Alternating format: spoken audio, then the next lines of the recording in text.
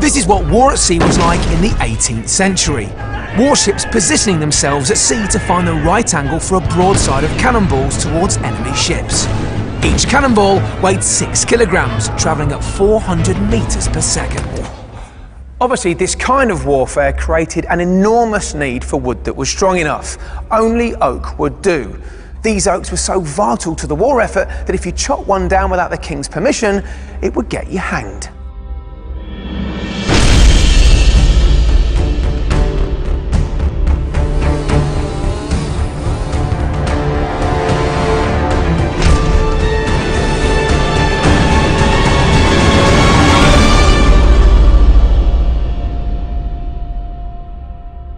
This great oak tree isn't actually that suitable for building ship hulls. It's much better for climbing. You need tall, straight trees with no twigs or branches. Like this one. In order for the tree to be perfect and straight, it needs to be tended for generations.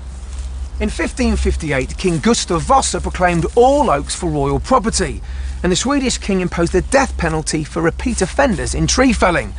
The recognition that these oaks needed protecting and preserving for naval shipbuilding came naturally, since around 2,000 of these trees would be needed for each warship. Also at this time, Europe was at war. The Swedish kingdom had a rough time from the 16th century all the way through to the Napoleonic Wars.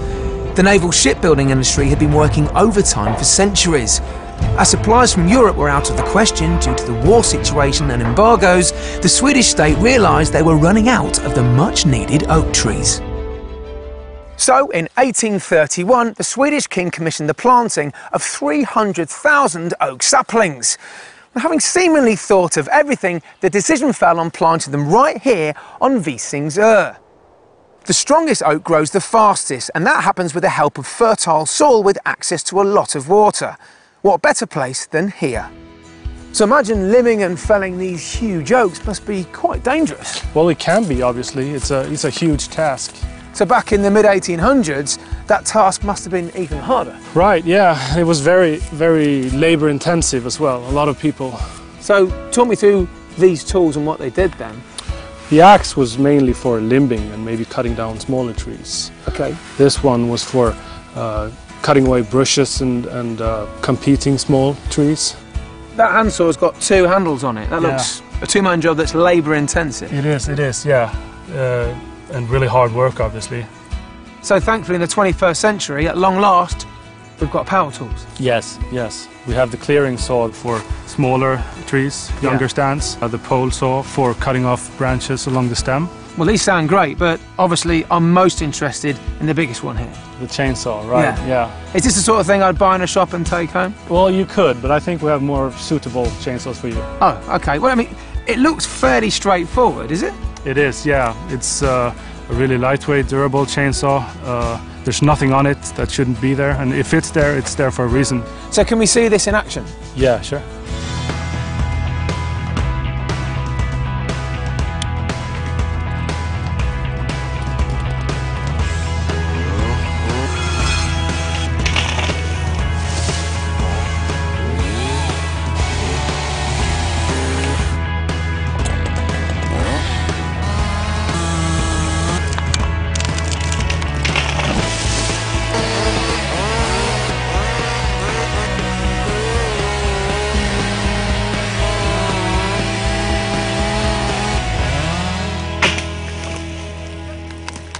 Now you've seen the result, let's get back to our story.